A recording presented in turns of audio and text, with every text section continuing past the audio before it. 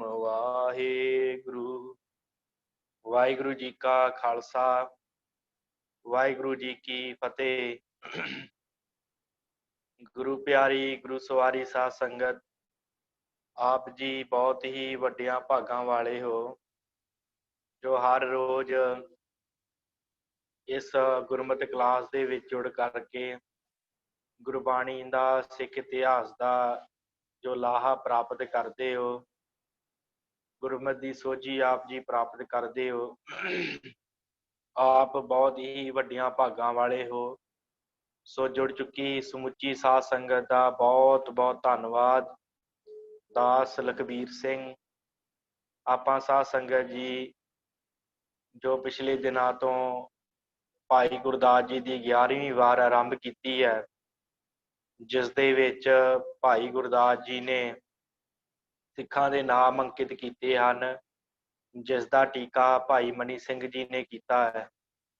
ते आपां उस टीके नूं जिस नूं सिखां दी भगतमाला कहा जाता है ਉਹਦੇ बारे विचार चर्चा कर रहे हैं। ते अज आपां साध संगत जो है इस 11वीं वार की 15वीं पौड़ी के 2 सिख रह गए हैं, उन्हां बारे चर्चा करनी है। वाहिगुरू 4 सिख हैं, उन्हां बारे चर्चा करनी है। ते नाल ही आपां जे हो सकिया समा अपने कोल होया ते आपां नाल ही 16वीं पौड़ी जिहड़ी वो आरंभ कर लवांगे। सो आप समुची साध संगत ने इस तरह ही जुड़े रहना।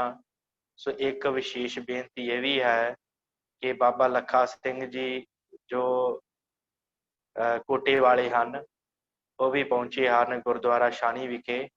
ते जेकर वो इत्थे आउंदे आ क्लास रूम दे विच आप संगत दे दर्शन करन वास्ते वो भी आप जी नाल कुछ विचारां साझियां करनगे। ते जेकर वो आए नहीं तो आपां इस तरह ही एक क्लास जिहड़ी कंटिन्यू रखांगे। ते जेकर महापुरख इधर नूं आए तो आपां जरूर आप जी उन्हां नाल फतेह साझी करनी। सो इन्नी का आप जी ने बेनती प्रवान करनी। सो आपां जो इस 11वीं वार की 15वीं पौड़ी है ਉਹਦੇ बारे गलबात कर रहे हैं। ਉਹਦੇ ਵਿੱਚ ਜਿਹੜੇ ਸਿੱਖਾਂ ਦੇ ਨਾਮ ਆਏ ਸਨ ਉਹ ਆਪਾਂ ਉਹਨਾਂ ਦੇ ਬਾਰੇ ਸਾਖੀ ਸਾਂਝੀ ਕਰ ਲਈ ਹੈ ਤੇ ਜਿਹੜੇ ਸਿੱਖ ਰਹਿ ਗਏ ਨੇ ਉਹਨਾਂ ਬਾਰੇ ਆਪਾਂ ਗੱਲ ਕਰਨੀ ਹੈ। ਪਰ ਉਸ ਤੋਂ ਪਹਿਲਾਂ आप जी की स्क्रीन उत्ते वो पौड़ी चला देवां ताकि आप जी नूं पता लग जाए कि विशा कित्थे क है ते कित्थे क गल चल रही है। सो आप जी की स्क्रीन उपर ये 15वीं पौड़ी आ चुकी है।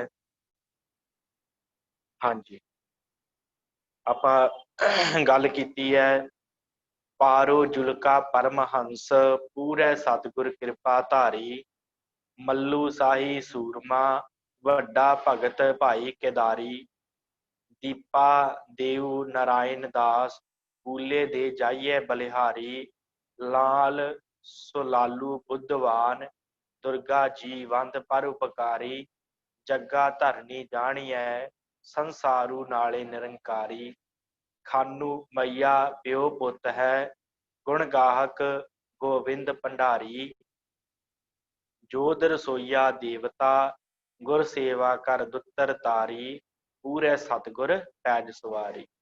सो ये सिखां दे नाम आपां इत्थों तक जिहड़ा आ विचार चर्चा कर चुके हैं। जग्गा धरनी जानिए संसारू नाले निरंकारी, जिन्हें सतगुरां नूं आण के कहा सी कि सतगुरु मैं की करा परिवार छड्ड देवां ते जिहदे नाल मैनूं जिहड़ा आ मुक्ति प्राप्त हो जावे। सतगुरां ने कहा नहीं, तू संसारी भी बन, संसार दे विच रह, गृहस्थ कमा ते निरंकार दी भी तैनूं संसार दे विचों प्राप्ति होए।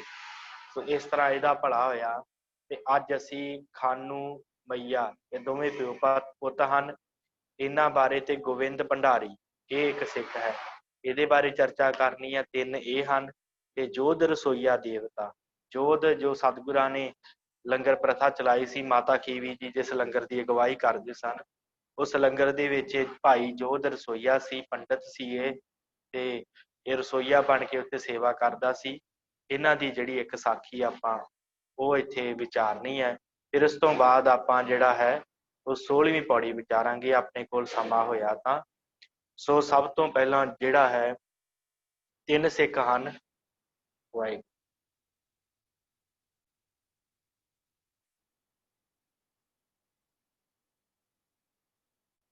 हाँ जी, 3 सिख हन जिन्हां दा जिक्र ਕੀਤਾ ਹੈ ਸਾਧ ਸੰਗਤ, ਖਾਨੂ, ਮਈਆ ਤੇ ਗੋਬਿੰਦ, ਇਹ ਤਿੰਨੇ ਸਤਿਗੁਰਾਂ ਦੇ ਕੋਲ ਆਏ ਆ। ਖਾਨੂ ਤੇ ਮਈਆ ਦੋਵੇਂ ਪਿਓ ਪੁੱਤ ਆ, ਤੇ ਨਾਲ ਇਹਨਾਂ ਦੇ ਜਿਹੜਾ ਹੈ ਗੋਬਿੰਦ ਭੰਡਾਰੀ ਖੱਤਰੀ ਹੈ, ਇਹ ਸਤਿਗੁਰੂ ਗੁਰੂ ਅੰਗਦ ਸਾਹਿਬ ਜੀ ਦੇ ਕੋਲ ਆਏ ਤਿੰਨੇ ਜਾਣੇ, ਤੇ ਆਣ ਕੇ ਅਰਦਾਸ ਕੀਤੀ ਹੈ ਕਿ ਪਾਤਸ਼ਾਹ ਗੁਰੂ ਅੰਗਦ ਸਾਹਿਬ ਮਹਾਰਾਜ ਸੱਚੇ ਪਾਤਸ਼ਾਹ ਕਿਰਪਾ ਕਰੋ ਕਿ ਸਾਡੇ ਵਿੱਚ ਕੋਈ ਗੁਣ ਨਹੀਂ ਹੈ, ਅਸੀਂ ਨਿਰਗੁਣ ਹਾਂ, ਸਾਡੇ ਵਿੱਚ ਕੋਈ ਗੁਣ ਨਹੀਂ ਹੈਗਾ ਕਿ ਅਸੀਂ ਪ੍ਰਮਾਤਮਾ ਨੂੰ ਜਿਹੜਾ ਹੈ ਉਹ ਪ੍ਰਾਪਤ ਕਰ ਸਕੀਏ, ਤੇ ਕਿਰਪਾ ਕਰੋ ਐਸੀ ਸਾਡੇ ਤੇ ਬਖਸ਼ਿਸ਼ ਕਰੋ ਕਿ ਅਸੀਂ ਜਿਹੜਾ ਆ ਉਹ ਮੁਕਤੀ ਨੂੰ ਪ੍ਰਾਪਤ ਹੋਈਏ, ਸਾਡੇ ਵਿੱਚ ਐਸੇ ਗੁਣ ਜਿਹੜੇ ਉਹ ਆ ਜਾਣ। ਤੇ ਸਤਿਗੁਰਾਂ ਨੇ ਬਚਨ ਕੀਤਾ ਕਿ ਪ੍ਰਮਾਤਮਾ ਦੀ ਭਗਤੀ ਸਾਰੇ ਗੁਣ ਹਨ, ਪ੍ਰਮਾਤਮਾ ਦੀ ਭਗਤੀ, ਜਿਹੜਾ ਉਸ ਅਕਾਲ ਪੁਰਖ ਦੀ ਭਗਤੀ ਕਰਦਾ ਹੈ, ਪਰਮੇਸ਼ਵਰ ਦੀ ਭਗਤੀ ਕਰਦਾ ਹੈ, ਉਹਦੇ ਕੋਲ ਸਾਰੇ ਗੁਣ ਜਿਹੜੇ ਆ ਉਹ ਆ ਜਾਂਦੇ ਆ। ਇਸ ਕਰਕੇ ਉਸ ਪਰਮੇਸ਼ਵਰ ਦੀ ਭਗਤੀ ਕਰੋ। ਤੇ ਫਿਰ ਇਹਨਾਂ ਕਿਹਾ ਵਾਹਿਗੁਰੂ ਧੰਨ ਗੁਰੂ ਅੰਗਦ ਸਾਹਿਬ ਮਹਾਰਾਜ ਸੱਚੇ ਪਾਤਸ਼ਾਹ, ਸਾਨੂੰ ਭਗਤੀ ਬਾਰੇ ਤੇ ਦੱਸੋ, ਭਗਤੀ ਹੈ ਕੀ, ਭਗਤੀ ਕਹਿੰਦੇ ਕਿਹਨੂੰ ਆ, ਸਾਨੂੰ ਇਹਦੇ ਬਾਰੇ ਥੋੜਾ ਜਿਹਾ ਸਮਝਾਓ, ਭਗਤੀ ਕਿਵੇਂ ਕੀਤੀ ਜਾਂਦੀ। ਤੇ ਗੁਰੂ ਸਾਹਿਬ ਗੁਰੂ ਅੰਗਦ ਦੇਵ ਮਹਾਰਾਜ ਸੱਚੇ ਪਾਤਸ਼ਾਹ ਨੇ ਬਖਸ਼ਿਸ਼ ਕੀਤੀ। ਸਤਿਗੁਰ ਕਹਿੰਦੇ 3 ਪ੍ਰਕਾਰ ਦੀ ਸਿੱਖੋ ਭਗਤੀ ਹੁੰਦੀ। ਪਾਤਸ਼ਾਹ ਕਿਹੜੀ ਕਿਹੜੀ ਹੁੰਦੀ ਹੈ 3 ਪ੍ਰਕਾਰ ਦੀ ਭਗਤੀ? ਤੇ ਸਤਿਗੁਰਾਂ ਨੇ ਬਖਸ਼ਿਸ਼ ਕੀਤੀ ਗੁਰੂ ਅੰਗਦ ਦੇਵ ਮਹਾਰਾਜ ਜੀ ਨੇ, ਕਹਿੰਦੇ ਪਹਿਲੀ ਹੈ ਨੌਦਾ ਭਗਤੀ, ਤੇ ਦੂਸਰੀ ਹੈ ਪ੍ਰੇਮਾ ਭਗਤੀ, ਤੇ ਤੀਸਰੀ ਹੈ ਪਰਾ ਭਗਤੀ। ਪਾਤਸ਼ਾਹ ਖੁੱਲ ਕੇ ਸਮਝਾਓ ਸਾਨੂੰ ਇਹਨਾਂ ਬਾਰੇ।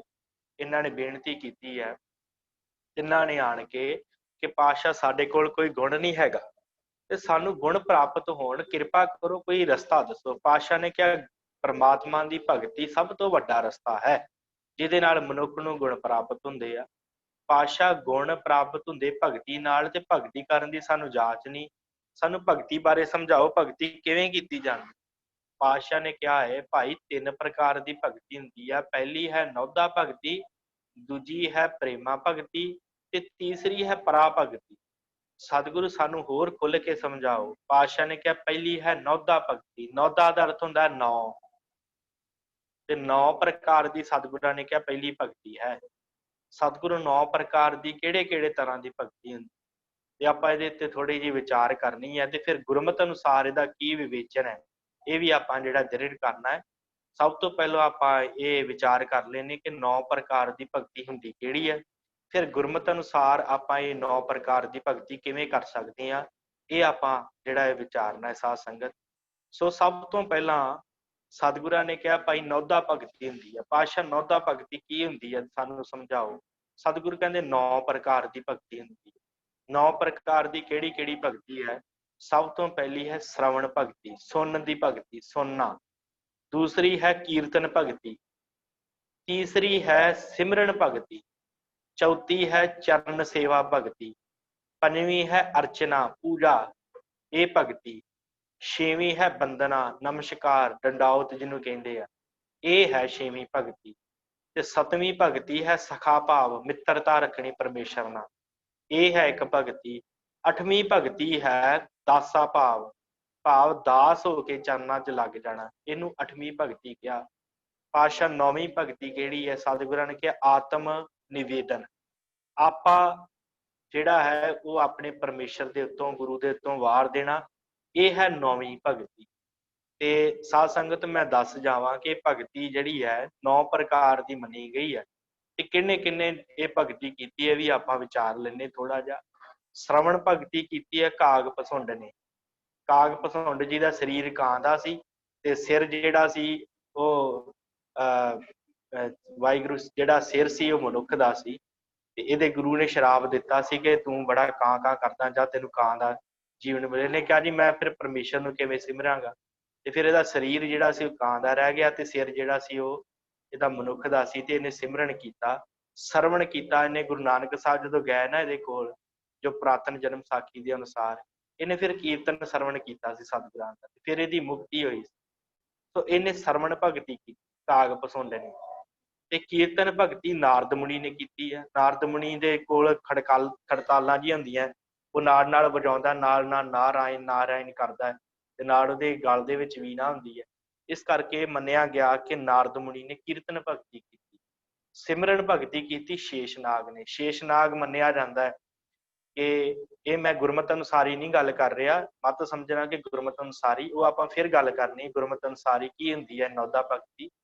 ਤੇ ਜਿਹੜੀ ਹੈ ਸਿਮਰਨ ਕੀਤਾ ਸ਼ੇਸ਼ਨਾਗ ਨੇ। ਮੰਨਿਆ ਜਾਂਦਾ ਕਿ ਹਰ ਰੋਜ਼ ਸ਼ੇਸ਼ਨਾਗ ਜਿਹੜਾ ਨਾ ਉਹ ਆਪਣੀ ਜੀਭ ਤੋਂ ਪਰਮੇਸ਼ਰ ਦਾ ਹਰ ਰੋਜ਼ ਨਵਾਂ ਨਾਮ ਸਿਮਰਦਾ ਤੇ ਨਵੇਂ ਨਾਮ ਦੇ ਨਾਲ ਪਰਮੇਸ਼ਰ ਨੂੰ ਹਰ ਰੋਜ਼ ਯਾਦ ਕਰਦਾ। ਇਹ ਪੁਰਾਣਾਂ ਦੇ ਵਿੱਚ ਲਿਖਿਆ ਕਿ ਇਸ ਤਰ੍ਹਾਂ ਜਿਹੜਾ ਸ਼ੇਸ਼ਨਾਗ ਆਪਣੀਆਂ ਸਾਰੀਆਂ ਫੰਨਾਂ ਦੇ ਨਾਲ ਉਸ ਪਰਮੇਸ਼ਰ ਦਾ ਉਹਨੂੰ ਯਾਦ ਕਰਦਾ ਹੈ, ਉਹਨੂੰ ਚਿੱਤ 'ਚ ਵਸਾਉਂਦਾ ਹੈ। ਫਿਰ ਚਰਨ ਸੇਵਾ ਭਗਤੀ।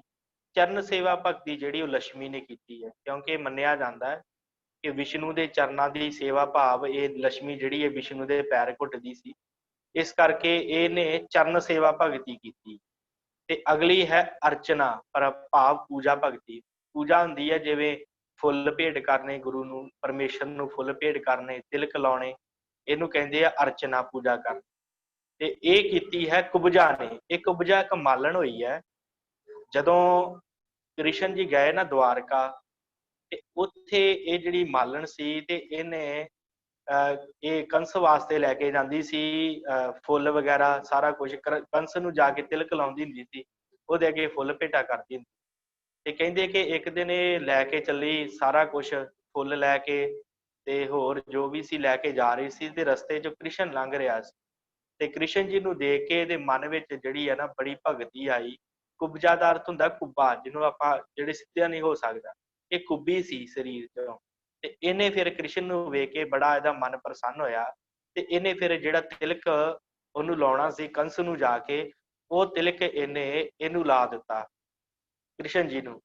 ਜਦੋਂ ਕ੍ਰਿਸ਼ਨ ਜੀ ਨੂੰ ਲਾ ਦਿੱਤਾ ਤੇ ਕ੍ਰਿਸ਼ਨ ਜੀ ਇਹਦੇ ਤੇ ਬੜੇ ਪ੍ਰਸੰਨ ਹੋਏ। ਤਾਂ ਇਹਨੇ ਕੀਤੀ ਅਰਚਨਾ, ਜਿਹੜੀ ਭਗਤੀ ਇਹਨੇ ਕੀਤੀ। ਫਿਰ ਬੰਦਨਾ ਭਗਤੀ, ਨਮਸਕਾਰ ਜਿਹਨੂੰ ਕਹਿੰਦੇ ਆ, ਡੰਡੌਤ ਕਰਨੀ, ਨਮਸਕਾਰ ਕਰਨੀ, ਇਹ ਭਗਤੀ ਕੀਤੀ ਅਕਰੂਰ ਰਾਜੇ ਨੇ। ਅਕਰੂਰ ਰਾਜਾ ਹੋਇਆ, ਇਹ ਕ੍ਰਿਸ਼ਨ ਜੀ ਦਾ ਚਾਚਾ ਸੀ।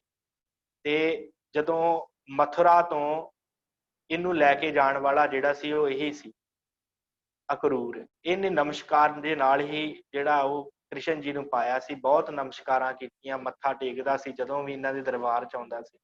ਇਹ ਅਕਰੂਰ ਰਾਜੇ ਨੂੰ ਪ੍ਰਾਪਤ ਹੋਈ ਹੈ ਜਿਹੜੀ ਭਗਤੀ। ਫਿਰ ਉਸ ਤੋਂ ਬਾਅਦ ਸਖਾ ਮਿੱਤਰਤਾ ਵਾਲੀ ਭਗਤੀ ਜਿਹੜੀ ਹੈ ਉਹ ਕੀਤੀ ਹੈ ਅਰਜੁਨ ਨੇ। ਅਰਜੁਨ ਨੂੰ ਪ੍ਰਾਪਤ ਹੋਈ ਕਿਉਂਕਿ ਸਖਾ ਵੀ ਸੀ ਕ੍ਰਿਸ਼ਨ ਦਾ, ਤੇ ਕ੍ਰਿਸ਼ਨ ਜੀ ਨੇ ਇਹਨੂੰ ਉਪਦੇਸ਼ ਵੀ ਦਿੱਤਾ। ਇਹ ਭਗਤੀ ਕੀਤੀ ਅਰਜੁਨ। ਫਿਰ ਦਾਸਾ ਭਾਵ ਦੀ ਭਗਤੀ ਜਿਹੜੀ ਹੈ, ਭਾਵ ਦਾਸ ਬਣ ਕੇ, ਉਹ ਭਗਤੀ ਕੀਤੀ ਹਨੂਮਾਨ। ਕਿਉਂਕਿ ਰਾਮ ਜੀ ਦਾ ਬੜਾ ਵੱਡਾ ਭਗਤ ਸੀ, ਦਾਸ ਸੀ, ਚਰਨਾਂ ਦੇ ਵਿੱਚ ਬੈਠਾ ਰਹਿੰਦਾ ਸੀ। ਕਹਿੰਦਾ ਸੀ ਜਿੱਥੇ ਰਾਮ ਉੱਥੇ ਉੱਥੇ ਹੀ ਮੈਂ ਹੋਵਾਂਗਾ, ਉਹਨਾਂ ਦੇ ਚਰਨਾਂ ਦੇ ਵਿੱਚ। ਤੇ ਆਪਣੇ ਸੀਨੇ ਦੇ ਵਿੱਚ ਇਹਨੇ ਰਾਮ ਨੂੰ ਲਿਖਾ ਦਿੱਤਾ ਸੀ ਕਿ ਮੇਰੇ ਹਿਰਦੇ 'ਚ ਰਾਮ ਵਸਦੇ ਆ। ਇਸ ਕਰਕੇ ਹਨੂਮਾਨ ਨੇ ਜਿਹੜੀ ਉਹ ਦਾਸਾ ਭਗਤੀ ਕੀਤੀ। ਫਿਰ ਆਤਮ ਨਿਵੇਦਨ ਭਗਤੀ ਜਿਹੜੀ ਹੈ ਨੌਵੀਂ, ਇਹ ਆਪਾ ਭਾਵ ਮਿਟਾ ਦੇਣਾ, ਇਹ ਕੀਤੀ ਆ ਰਾਜੇ ਬਲ ਨੇ। ਇਹ ਰਾਜਾ ਬਲ ਹੋਇਆ ਪ੍ਰਹਿਲਾਦ ਦਾ ਪੁੱਤਰਾ ਸੀ ਰਾਜਾ ਬਲ। ਤੇ ਇਹਦੇ ਬਾਰੇ ਗੁਰਬਾਣੀ 'ਚ ਵੀ ਆਉਂਦਾ ਹੈ ਕਿ ਕਰੋ 28 ਧਰਤੀ ਮੰਗੀ ਬਾਵਨ ਰੂਪ ਹਾਨੈ, ਤੇ ਇਹ ਤੇ ਛਲਿਓ ਬਲ ਬਾਵਨ ਭਾਇਓ, ਇਸ ਤਰ੍ਹਾਂ ਵੀ ਗੁਰਬਾਣੀ 'ਚ ਆਉਂਦਾ। ਤੇ ਉਹ ਕੀ ਸੀ ਕਿ ਇਹਨੇ ਬੜਾ ਵੱਡਾ ਜੱਗ ਕੀਤਾ, ਬਲ ਰਾਜੇ ਨੇ ਜੱਗ ਕੀਤਾ, ਤੇ ਇਹਨੂੰ ਜਿਹੜਾ ਸੀ ਇੰਦਰ ਦੀ ਪਦਵੀ ਪ੍ਰਾਪਤ ਹੋ ਜਾਣੀ ਸੀ। ਤੇ ਇੰਦਰ ਨੇ ਫਿਰ ਆਣ ਕੇ ਵਿਸ਼ਨੂੰ ਨੂੰ ਕਿਹਾ ਕਿ ਵਿਸ਼ਨੂੰ ਜੀ ਮੇਰੀ ਬੇਨਤੀ ਪ੍ਰਵਾਨ ਕਰੋ, ਮੇਰੀ ਤੇ ਜਿਹੜੀ ਆ ਇੰਦਰ ਪਦਵੀ ਖੋਈ ਜਾਣੀ ਆ। ਬਲ ਰਾਜੇ ਨੇ ਇੰਨਾ ਤਪ ਕੀਤਾ, ਉਹਨੂੰ ਤੇ ਇਹ ਪ੍ਰਾਪਤ ਹੋ ਜਾਣੀ। ਫਿਰ ਕਹਿੰਦੇ ਕਿ ਵਿਸ਼ਨੂੰ ਨੇ ਬਾਵਨ ਰੂਪ ਬਣਾਇਆ। ਬਾਵਨ ਦਾ ਅਰਥ ਹੁੰਦਾ ਛੋਟਾ, ਪੌਣੇ ਦਾ ਛੋਟਾ ਜਿਹਾ ਰੂਪ ਬਣਾ ਕੇ ਇਹਦੇ ਕੋਲ ਗਿਆ ਸੰਨਿਆਸੀ ਬਣ ਕੇ। ਕਹਿੰਦਾ ਕਿ ਮੈਨੂੰ ਆਪਣੀ ਕੁਟੀਆ ਵਾਸਤੇ ਨਾ ਇੱਕ ਜਗ੍ਹਾ ਚਾਹੀਦੀ, 2.5 ਕਦਮਾਂ ਦੀ ਜਗ੍ਹਾ ਚਾਹੀਦੀ। ਤੇ ਇਹਦੇ ਗੁਰੂ ਨੇ ਸਮਝਾਇਆ ਵੀ, ਬਲ ਦੇ ਗੁਰੂ ਨੇ, ਵੀ ਤੂੰ ਨਾ ਦੇ। ਇਹ ਨਾ ਮੰਨਿਆ। ਇਹ ਕਹਿੰਦਾ ਕਿ ਨਹੀਂ, ਹੁਣ ਮੇਰੇ ਦਰ ਦੇ ਉੱਤੇ ਇੱਕ ਪੰਡਤ ਆਇਆ ਤੇ ਮੈਂ ਇਹਨੂੰ ਜੇ ਜਗ੍ਹਾ ਨਾ ਦਿੱਤੀ ਤੇ ਇਹਦੇ ਨਾਲ ਕੋਈ ਫਾਇਦਾ ਨਹੀਂ ਹੋਣਾ। ਫਿਰ ਇਹਨੇ ਕਿਹਾ ਵੀ ਚਲੋ ਠੀਕ ਹੈ ਜੀ, ਤੁਸੀਂ ਜਿੰਨੀ ਜਗ੍ਹਾ ਚਾਹੁੰਦੇ ਹੋ ਤੇ ਉਹ ਲੈ ਲਓ। ਇਹ ਕਹਿੰਦਾ ਜਿਹੜਾ ਬਾਵਨ ਰੂਪ ਬਣਾ ਕੇ ਆਇਆ ਸੀ, ਤੇ ਇਹਨੇ ਆਣ ਕੇ ਕਿਹਾ ਕਿ ਮੈਂ ਨਾ ਆਪਣੇ ਪੈਰਾਂ ਦੇ ਨਾਲ ਧਰਤੀ ਮਿਲਣੀ ਹੈ, ਜਿੰਨੀ ਮਿਣੀ ਗਈ ਉੱਥੇ ਮੈਂ ਆਪਣੀ ਕੁਟੀਆ ਪਾਉਣੀ। ਕਹਿੰਦੇ ਜੀ ਠੀਕ ਆ। ਤੇ ਫਿਰ ਇਹਨੇ ਵੱਡਾ ਸਾਰਾ ਆਪਣਾ ਰੂਪ ਬਣਾ ਕੇ, ਕਿਉਂਕਿ ਵਿਸ਼ਨੂੰ ਅਵਤਾਰ ਸੀ ਸਮੇਂ ਦਾ, ਇਹਨੇ ਵੱਡਾ ਆਪਣਾ ਰੂਪ ਬਣਾ ਕੇ ਧਰਤੀ ਵੀ ਪੈਰ ਦੇ ਨਾਲ, ਇੱਕ ਪੈਰ ਦੇ ਨਾਲ ਧਰਤੀ ਮਿਲ ਲਈ, ਦੂਸਰੇ ਪੈਰ ਦੇ ਨਾਲ ਆਕਾਸ਼ ਸਾਰਾ ਮਿਲ ਲਿਆ। ਜਦੋਂ ਸਾਰਾ ਆਕਾਸ਼ ਮਿਲ ਲਿਆ, ਧਰਤੀ ਵੀ ਮਿਲ ਲਈ, ਫਿਰ ਇਹਨੇ ਕਿਹਾ ਬਲ ਰਾਜੇ ਨੂੰ ਕਿ ਮੈਂ ਹੁਣ ਅੱਧਾ ਕਦਮ ਕਿੱਥੇ ਰੱਖਾਂ। 2 कदम ते मैं मिल लए आ, 2.5 कदम तेरे तो मंगे आ, 2 कदम मिल लए ते हुण मैं अद्धा कदम कित्थे रखां। इहने कहा जी मेरे हिरदे ते रख लो, मेरे उत्ते रख लो। ते परमेश्वर ने भाव इहने विष्णु ने अपना जिहड़ा सी ओह पैर इहदी हिक ते रखिया ते इहनूं पताल च लै गया ते उत्थे जाके इहनूं कहा कि अज ते तूं पताल लोक दा जिहड़ा ओह राजा मन्निया जाएगा। सो इस तरह ये जिहड़ी है बल राजे ने आपा ही ਉਹਦੇ ਅੱਗੇ ਅਰਪਣ ਕਰ ਦਿੱਤਾ, ਇਸ ਕਰਕੇ ਇਹਨੂੰ ਆਪਾ ਭਾਵ ਜਿਹੜਾ ਦੇਣ ਦੀ ਜਿਹੜੀ ਉਹ ਭਗਤੀ ਉਹ ਪ੍ਰਾਪਤ ਹੋਈ। ਸੋ ਇਸ ਤਰ੍ਹਾਂ ਇਹ ਜਿਹੜੀਆਂ 9 ਭਗਤੀਆਂ ਹਨ, ਸਭ ਤੋਂ ਪਹਿਲੀ ਹੈ ਸ਼ਰਵਣ ਭਗਤੀ। ਆਪਾਂ ਹੁਣ ਗੁਰਮਤਿ ਅਨੁਸਾਰ ਇਹਦਾ ਕੀ ਵਿਚੇਚਨ ਹੈ ਉਹ ਆਪਾਂ ਦੇਖਾਂਗੇ ਕਿ ਗੁਰਮਤਿ ਅਨੁਸਾਰ ਕੀ ਹੈ। ਸ਼ਰਵਣ ਭਗਤੀ ਹੈ ਸਭ ਤੋਂ ਪਹਿਲਾਂ, ਸ਼ਰਵਣ ਕਰਨਾ ਬਾਣੀ ਨੂੰ, ਬਾਣੀ ਨੂੰ ਵਾਰ-ਵਾਰ ਸੁਣਨਾ, ਸਤਿਗੁਰਾਂ ਦੀ ਬਾਣੀ ਨੂੰ, ਕਿਉਂਕਿ ਸਤਿਗੁਰਾਂ ਨੇ ਸ਼ਰਵਣ ਦੀ ਗੱਲ ਕੀਤੀ ਨਾ ਸਭ ਤੋਂ ਪਹਿਲਾਂ। ਸੁਣਿਆਂ ਦੀਆਂ ਪੰਕਤੀਆਂ ਜਪਜੀ ਸਾਹਿਬ ਦੀ ਰਮਤਾ ਦੇ ਵਿੱਚ ਜਪਜੀ ਸਾਹਿਬ 'ਚ ਸਭ ਤੋਂ ਪਹਿਲਾਂ ਸੁਣੇ ਦੀਆਂ ਪੰਕਤੀਆਂ ਆਉਂਦੀਆਂ। ਉਹ ਇਸੇ ਕਰਕੇ ਹੀ ਆ ਕਿ ਸ਼ਰਵਣ ਭਗਤੀ ਜਿਹੜੀ ਸਭ ਤੋਂ ਵੱਡੀ ਭਗਤੀ, ਤੇ ਸ਼ਰਵਣ ਭਗਤੀ ਜਿਹੜੀ ਆ ਇਹ ਗੁਰਮਤਿ ਅਨੁਸਾਰ ਹੀ ਨਾਮ ਨੂੰ ਸ਼ਰਵਣ ਕਰਨਾ, ਨਾਮ ਨੂੰ ਜਿਹੜਾ ਹੈ ਵਾਰ-ਵਾਰ ਸੁਣਨਾ, ਇਹ ਜਿਹੜੀ ਹੈ ਇੱਕ ਭਗਤੀ ਹੈ। ਫਿਰ ਉਸ ਤੋਂ ਬਾਅਦ ਕੀਰਤਨ ਭਗਤੀ, ਕੀਰਤਨ ਕਰਨਾ ਪਰਮੇਸ਼ਰ ਦਾ, ਵਾਹਿਗੁਰੂ ਦਾ ਕੀਰਤਨ ਕਰਨਾ, ਇਹ ਵੀ ਇੱਕ ਭਗਤੀ ਹੈ। ਇਹ ਵੀ ਗੁਰਸਿੱਖ ਕਰਦੇ ਆ, ਕੀਰਤਨ ਆਪਾਂ ਕਰਦੇ ਹਾਂ ਗੁਰੂ ਘਰ ਵਿੱਚ ਜਾ ਕੇ ਤੇ ਉੱਥੇ ਕੀਰਤਨ ਸਰਵਣ ਕਰਦੇ ਆ। ਸਰਵਣ ਭਗਤੀ ਦੇ ਵਿੱਚ ਹੀ ਸਾਰਾ ਆ ਜਾਂਦਾ ਹੈ। ਜਿਹੜਾ ਸਰਵਣ ਭਗਤੀ ਕਰਦਾ ਨਾ, ਸਭ ਤੋਂ ਵੱਡੀ ਭਗਤੀ ਜਿਹੜੀ ਹੈ ਸਰਵਣ ਭਗਤੀ ਹੈ। ਇਸੇ ਕਰਕੇ ਜਿਹੜੀ ਗੱਲ ਹੈ ਨਾ ਕਿ ਸਰਵਣ ਭਗਤੀ ਦੀ, ਸਰਵਣ ਭਗਤੀ ਦੀ ਜਿਹੜੀ ਗੱਲ ਹੈ ਕਿ ਪਰਮੇਸ਼ਰ ਦੀ ਜਿਹੜੀ ਸਰਵਣ ਭਗਤੀ ਹੈ ਉਹ ਬੜੀ ਜ਼ਰੂਰੀ ਹੈ। ਜਿਹੜੀਆਂ ਅਗਲੀਆਂ 8 ਭਗਤੀਆਂ ਹਨ ਉਹ ਸਰਵਣ ਭਗਤੀ 'ਚ ਆ ਜਾਂਦੀਆਂ। ਇਸੇ ਕਰਕੇ ਗੁਰੂ ਨਾਨਕ ਸਾਹਿਬ ਨੇ ਸਭ ਤੋਂ ਵੱਡੀ ਗੱਲ ਜਿਹੜੀ ਉਹ ਸਰਵਣ ਭਗਤੀ ਦੀ ਕੀਤੀ ਹੈ ਕਿ ਭਾਈ ਜਿਹੜਾ ਪਰਮੇਸ਼ਰ ਦਾ ਨਾਮ ਸਰਵਣ ਕਰਦਾ ਹੈ ਨਾ, ਉਹਨੂੰ ਸਾਰੇ ਫਲ ਪ੍ਰਾਪਤ ਹੁੰਦੇ।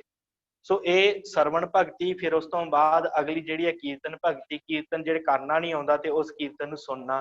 ਫਿਰ ਸਿਮਰਨ ਭਗਤੀ ਕੀ ਹੈ? ਗੁਰਮਤਿ ਅਨੁਸਾਰ ਹੀ ਹਰ ਵੇਲੇ ਪਰਮੇਸ਼ਰ ਦਾ ਨਾਮ ਜਿਹੜਾ ਹੈ ਉਹ ਆਪਣੇ ਮਨ ਦੇ ਵਿੱਚ ਵਸਾ ਕੇ ਰੱਖਣਾ, ਆਪਣੇ ਮਨ ਦੇ ਵਿੱਚ ਉਹਦਾ ਚਿੰਤਨ ਕਰਨਾ ਵਾਰ-ਵਾਰ, ਇਹ ਹੈ ਸਿਮਰਨ ਭਗਤੀ ਗੁਰਮਤਿ ਅਨੁਸਾਰ। ਫਿਰ ਚਰਨ ਸੇਵਾ ਕੀ ਹੈ? ਜਾ ਕੇ ਗੁਰੂ ਘਰ ਜਾ ਕੇ ਜੋੜਿਆਂ ਦੀ ਸੇਵਾ ਕਰਨੀ, ਇਹ ਚਰਨ ਭਗਤੀ ਹੈ। ਕਿਉਂਕਿ ਗੁਰਸਿੱਖਾਂ ਅੰਦਰ ਸਤਿਗੁਰੂ ਵਰਤੇ, ਗੁਰਸਿੱਖਾਂ ਦੇ ਅੰਦਰ ਸਤਿਗੁਰੂ ਵਰਤਦਾ।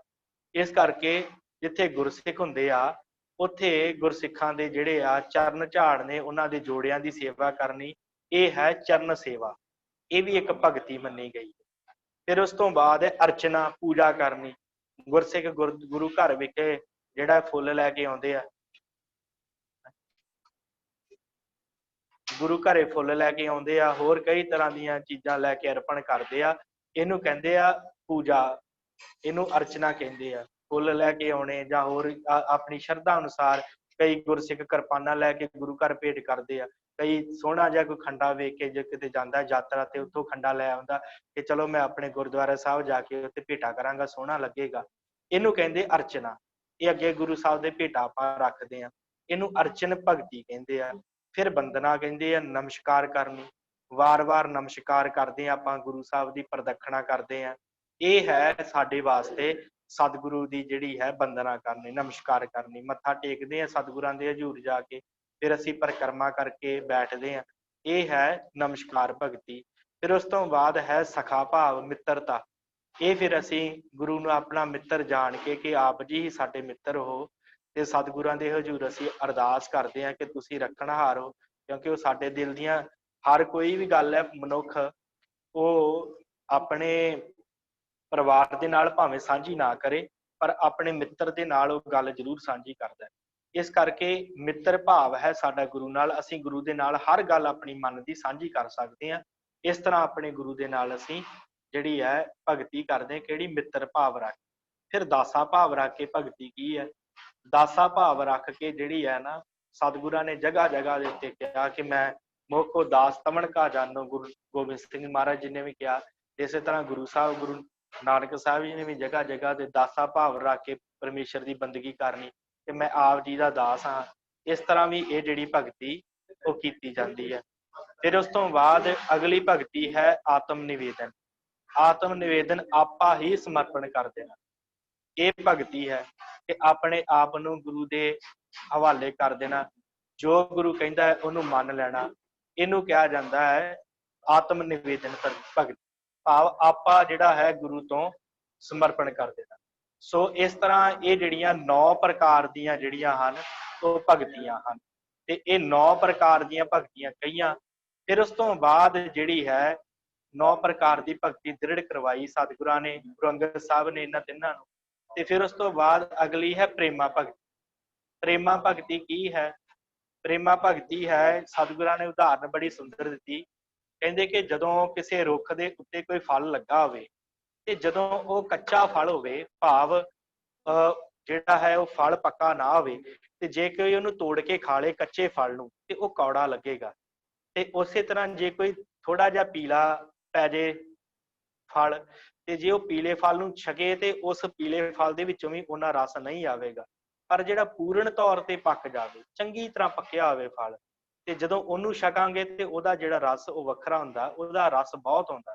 ਤੇ ਸਤਿਗੁਰੂ ਕਹਿੰਦੇ ਆ, ਗੁਰੂ ਅੰਗਦ ਸਾਹਿਬ ਪਾਤਸ਼ਾਹ ਇਹਨਾਂ ਤਿੰਨਾਂ ਨੂੰ ਕਹਿੰਦੇ ਆ ਕਿ ਭਾਈ ਕਿ ਤੁਸੀਂ ਜਿਹੜਾ ਪ੍ਰੇਮਾ ਭਗਤੀ ਕਰੋਗੇ, ਤੁਹਾਡੇ ਅੰਦਰ ਐਸਾ ਰਸ ਬਣ ਜਾਵੇਗਾ, ਵਾਰ-ਵਾਰ ਪਰਮੇਸ਼ਰ ਨੂੰ ਯਾਦ ਕਰੋਗੇ, ਐਸਾ ਰਸ ਬਣੇਗਾ ਕਿ ਤੁਹਾਡਾ ਰਸ ਕਦੀ ਖਤਮ ਹੀ ਨਹੀਂ ਹੋਏਗਾ। ਇਸ ਤਰ੍ਹਾਂ ਤੁਸੀਂ ਜਿਹੜੀ ਹੈ ਪ੍ਰੇਮਾ ਭਗਤੀ ਪਰਮੇਸ਼ਰ ਦੀ ਕਰੋ। ਫਿਰ ਸਤਿਗੁਰੂ ਪਰਾ ਭਗਤੀ ਕੀ ਹੁੰਦੀ ਹੈ, ਸਾਨੂੰ ਇਹ ਵੀ ਸਮਝਾਓ। ਸਤਿਗੁਰਾਂ ਨੇ ਫਿਰ ਬਖਸ਼ਿਸ਼ ਕੀਤੀ। ਸਤਿਗੁਰੂ ਕਹਿੰਦੇ ਕਿ ਮਨੁੱਖ ਜਿਹੜਾ ਹੈ ਨਾ ਉਹ ਸਹਿ ਕਾਮ ਹੈ, ਇਹਦੇ ਵਿੱਚ ਕਾਮਨਾਵਾਂ ਬੜੀਆਂ ਹਨ। ਮਨੁੱਖ ਕਈ ਕਾਮਨਾਵਾਂ ਦਾ ਭਰਿਆ ਹੋਇਆ, ਪਰ ਪਰਮੇਸ਼ਰ ਜਿਹੜਾ ਉਹ ਨੇਕਾਮ ਹੈ। ਪਰਮੇਸ਼ਰ ਦੇ ਵਿੱਚ ਕਿਸੇ ਤਰ੍ਹਾਂ ਦੀ ਕੋਈ ਕਾਮਨਾ ਨਹੀਂ ਹੈ। ਮਨੁੱਖ ਦੇ ਵਿੱਚ ਕਾਮਨਾਵਾਂ ਹਨ, ਪਰ ਪਰਮੇਸ਼ਰ ਦੇ ਵਿੱਚ ਕੋਈ ਕਾਮਨਾ ਨਹੀਂ ਹੈ। ਇਸ ਕਰਕੇ ਜਦੋਂ ਮਨੁੱਖ ਨਿਹਕਾਮੀ ਹੋ ਗਿਆ ਤੇ ਉਦੋਂ ਪਰਮੇਸ਼ਰ ਦਾ ਰੂਪ ਹੋ ਜਾਏਗਾ। ਇਹਨੂੰ ਕਹਿੰਦੇ ਆ ਪਰਾ ਭਗਤੀ।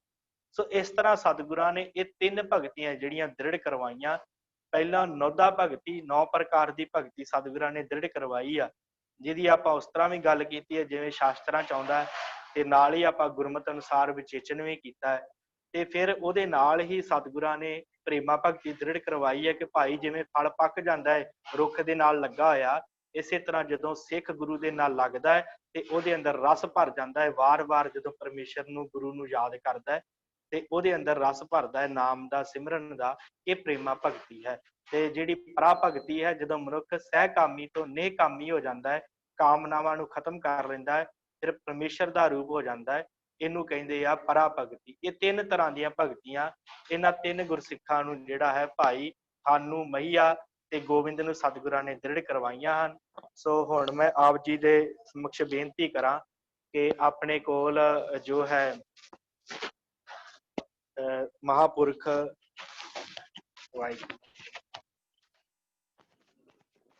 ਵਾਹਿਗੁਰੂ ਬਾਬਾ ਲੱਖਾ ਸਿੰਘ ਜੀ ਉਹ ਆਪਣੇ ਕੋਲ ਪਹੁੰਚ ਚੁੱਕੇ ਆ। ਤੇ ਸੋ ਮੈਂ ਗਿਆਨੀ ਪਰਮਜੀਤ ਸਿੰਘ ਹੋਰਾਂ ਨੂੰ ਬੇਨਤੀ ਕਰਾਂ ਕਿ ਉਹ ਸੰਗਤ ਨਾਲ ਜੋ ਹੈ 2 ਮਿੰਟ ਵਿਚਾਰ ਕਰਕੇ ਫਿਰ ਜਿਵੇਂ ਅੱਗੇ ਦਾ ਪ੍ਰੋਗਰਾਮ ਹੈ ਆਪ ਜੀ ਨੂੰ ਦੱਸਣਗੇ। ਸੋ ਦਾਸ ਵੱਲੋਂ ਇੱਥੇ ਹੀ ਆਪ ਜੀ ਨੇ ਫਤਿਹ ਪ੍ਰਵਾਨ ਕਰਨੀ, ਕਿਉਂਕਿ ਦਾਸ ਨੇ ਪਹਿਲਾਂ ਵੀ ਕਿਹਾ ਸੀ ਕਿ ਬਾਬਾ ਜੀ ਆਏ ਹੋਏ ਹਨ ਤੇ ਕਲਾਸ ਵਿੱਚ ਆਉਣਗੇ ਤੇ ਉਸ ਆਪ ਸਭ ਸੰਗਤ ਦੇ ਦਰਸ਼ਨ ਕਰਨਗੇ। ਤੇ ਆਪ ਜੀ ਨੂੰ ਜੋ ਅਗਲਾ ਪ੍ਰੋਗਰਾਮ ਹੈ ਉਹ ਗਿਆਨੀ ਪਰਮਜੀਤ ਸਿੰਘ ਜੀ ਦੱਸਣਗੇ। ਤੇ ਫਤਿਹ ਪ੍ਰਵਾਨ ਕਰੋ ਜੀ। ਵਾਹਿਗੁਰੂ ਜੀ ਕਾ ਖਾਲਸਾ, ਵਾਹਿਗੁਰੂ ਜੀ ਕੀ ਫਤਿਹ।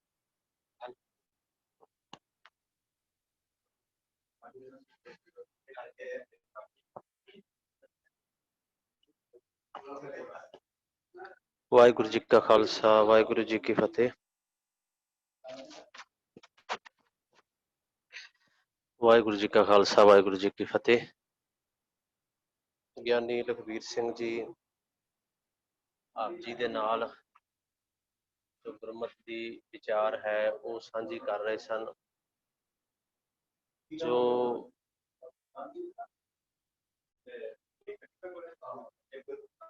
ਗੁਰ ਇਤਿਹਾਸ ਦੇ ਵਿੱਚੋਂ ਗੁਰੂ ਸਾਹਿਬ ਜੀ ਦੇ ਸਿੱਖਾਂ ਦਾ ਜੀਵਨ ਆਪ ਜੀ ਗਿਆਨੀ ਜੀ ਪਾਸੋਂ ਸਰਵਣ ਕਰ ਰਹੇ ਸੀ।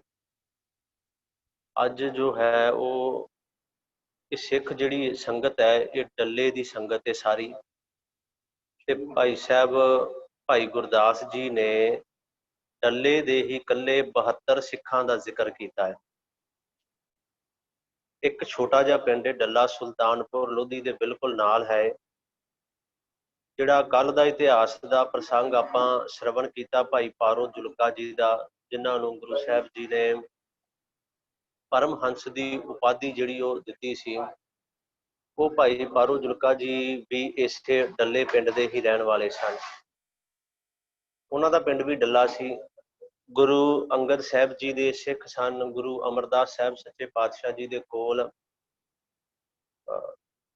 ਗੋਇੰਦਵਾਲ ਸਾਹਿਬ ਦੀ ਧਰਤੀ ਤੇ ਵੀ ਇਹ ਨਮਸਕਾਰ ਕਰਨ, ਸਤਿਗੁਰਾਂ ਦੇ ਦਰਸ਼ਨ ਕਰਨ ਦੇ ਵਾਸਤੇ ਆਉਂਦੇ ਰਹੇ ਨੇ।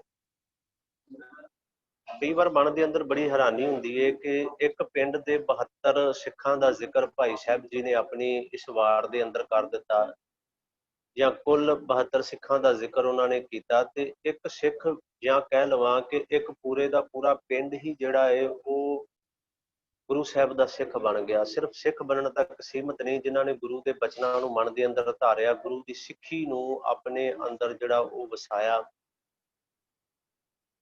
ਇਹਨਾਂ ਦੇ ਅੰਦਰ ਕਿਉਂਕਿ ਭਾਈ ਪਾਰੋ ਜੁਲਕਾ ਜੀ, ਜਿਨ੍ਹਾਂ ਨੂੰ ਪਰਮਹੰਸ ਕਿਹਾ ਗਿਆ, ਕੱਲ ਭਾਈ ਸਾਹਿਬ ਜੀ ਨੇ ਆਪ ਜੀ ਨੂੰ ਸ਼ਰਵਣ ਕਰਾਇਆ ਸੀ ਕਿ ਤੇਈਆ ਤਾਪ ਜਿਹੜਾ ਹੈ, ਜਿਹੜਾ ਗੁਰੂ ਅਮਰਦਾਸ ਸਾਹਿਬ ਸੱਚੇ ਪਾਤਸ਼ਾਹ ਜੀ ਨੇ ਬੰਨ੍ਹ ਕੇ ਰੱਖਿਆ ਸੀ ਗੋਇੰਦਵਾਲ ਸਾਹਿਬ ਦੀ ਧਰਤੀ ਤੇ, ਇਹ ਤੇਈਆ ਤਾਪ ਨੂੰ ਲੈ ਕੇ ਆਏ ਸਨ ਫਿਰ ਆਪਣੇ ਨਾਲ, ਜਿਹੜਾ ਹੁਣ ਅਜੇ ਵੀ ਕਹਿੰਦੇ ਉੱਥੇ ਬੰਨ੍ਹ ਕੇ ਰੱਖਿਆ ਹੋਇਆ ਡੱਲੇ ਦੀ ਧਰਤੀ ਤੇ। ਦੂਸਰਾ ਭਾਈ ਪਰਮਹੰਸ ਜੀ, ਭਾਈ ਪਾਰੋ ਜੁਲਕਾ ਜੀ, ਇਹਨਾਂ ਦੇ ਕੋਲ ਜਿਹੜਾ ਘੋੜਾ ਸੀ, ਕਈ ਵਾਰ ਇਤਿਹਾਸਕਾਰਾਂ ਨੇ ਆਖਿਆ ਕਿ ਦਰਿਆ ਬਿਆਸ ਨੂੰ ਪਾਰ ਕਰਨ ਲੱਗਿਆ ਮਾਨੋ ਜਿਵੇਂ ਉੱਡਦਾ ਜਾ ਰਿਹਾ ਸੀ, ਉੱਡ ਕੇ ਜਿਵੇਂ ਉਹਨੂੰ ਪਾਰ ਕਰਦਾ ਜਾ ਰਿਹਾ ਹੈ। ਇਸ ਤਰ੍ਹਾਂ ਦਾ ਉਹ ਘੋੜਾ ਫਿਰ ਦੱਸਿਆ ਗਿਆ, ਆਪ ਜੀ ਨੂੰ ਦੱਸਿਆ ਕਿ ਕਿਵੇਂ ਉਹ ਸਤਿਗੁਰਾਂ ਦੀ ਸੇਵਾ ਵਿੱਚ ਅੱਗੇ ਉਹ ਘੋੜਾ ਅਰਪਣ ਕਰ ਦਿੱਤਾ ਗਿਆ।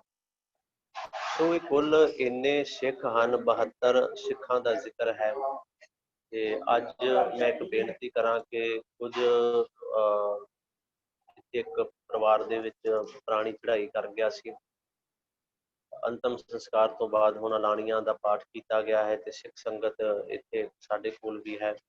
ਸੋ ਅੱਜ ਦੀ ਜਿਹੜੀ ਕਲਾਸ ਹੈ ਉਹਦੀ ਅਸੀਂ ਇੱਥੇ ਸੰਪੂਰਨਤਾ ਕਰਾਂਗੇ। ਮੈਂ ਮਾਫੀ ਚਾਹੁੰਦਾ ਕਿ ਅੱਜ ਸਮਾਂ ਕੁਝ 10 ਮਿੰਟ ਅਸੀਂ ਘੱਟ ਲੈ ਰਹੇ ਹਾਂ ਤੇ ਇੱਥੇ ਸੰਪੂਰਨਤਾ ਕਰਾਂਗੇ। ਤੇ ਜੋ ਸ਼ਾਮ ਦੀ ਕਲਾਸ ਹੈ ਉਹਦਾ ਸਮਾਂ ਉਸੇ ਤਰ੍ਹਾਂ ਹੀ 6 ਵਜੇ ਤੋਂ 6:45 ਤੇ ਕੱਲ ਫਿਰ ਇਸੇ ਤਰ੍ਹਾਂ ਹੀ 11:30 ਤੋਂ 12:15 ਆਪ ਜੀ ਦੇ ਨਾਲ ਵਿਚਾਰ ਕਰਾਂਗੇ ਇਸੇ ਤਰ੍ਹਾਂ ਹੀ। ਤੇ ਡੱਲੇ ਦੀ ਜਿਹੜੀ ਸਿੱਖ ਸੰਗਤ ਹੈ ਉਹਨਾਂ ਦੇ ਨਾਮ ਕੀ ਕੀ ਹਨ, ਕੀ ਕੀ ਉਹਨਾਂ ਦਾ ਇਤਿਹਾਸ ਹੈ, ਇਹ ਸਾਰਾ ਆਪਾਂ ਵਿਚਾਰਨ ਦਾ ਜਿਹੜਾ ਯਤਨ ਉਹ ਕਰਨਾ ਹੈ। ਸੋ ਅੱਜ ਆਪ ਜੀ ਨੇ ਇੰਨੀਆਂ ਕੋਈ ਬੇਨਤੀਆਂ ਪ੍ਰਵਾਨ। ਮਾਫੀ ਚਾਹੁੰਦਾ ਕਿ ਅੱਜ ਸਵਾਲ ਜਵਾਬ ਦਾ ਜਿਹੜਾ ਸੈਸ਼ਨ ਹੈ ਆਪਣੇ ਤੋਂ ਉਹ ਵੀ ਨਹੀਂ ਹੋ ਪਾਏਗਾ, ਕਿਉਂਕਿ ਸਮਾਂ ਥੋੜਾ ਜਿਹਾ ਉਸ ਤਰ੍ਹਾਂ ਦਾ ਹੈ ਤੇ ਸਮੇਂ ਦੀ ਨਜ਼ਾਕਤ ਨੂੰ ਸਮਝਣਾ ਜ਼ਰੂਰੀ ਹੈ। ਸਵਾਲ ਜਵਾਬ ਦਾ ਜਿਹੜਾ ਸੈਸ਼ਨ ਹੈ ਉਹ ਵੀ ਆਪਾਂ ਕੋਸ਼ਿਸ਼ ਕਰਾਂਗੇ ਕੱਲ ਨੂੰ ਕਰਾਂਗੇ। ਸੋ ਅੱਜ ਇੰਨੀਆਂ ਕੋਈ ਬੇਨਤੀਆਂ ਆਪ ਜੀ ਨੇ ਪ੍ਰਵਾਨ ਕਰ ਲੈਣੀਆਂ। ਬੇਅੰਤ ਭੁੱਲਾਂ ਦੀ ਖਿਮਾ। ਵਾਹਿਗੁਰੂ ਜੀ ਕਾ ਖਾਲਸਾ, ਵਾਹਿਗੁਰੂ ਜੀ ਕੀ ਫਤਿਹ।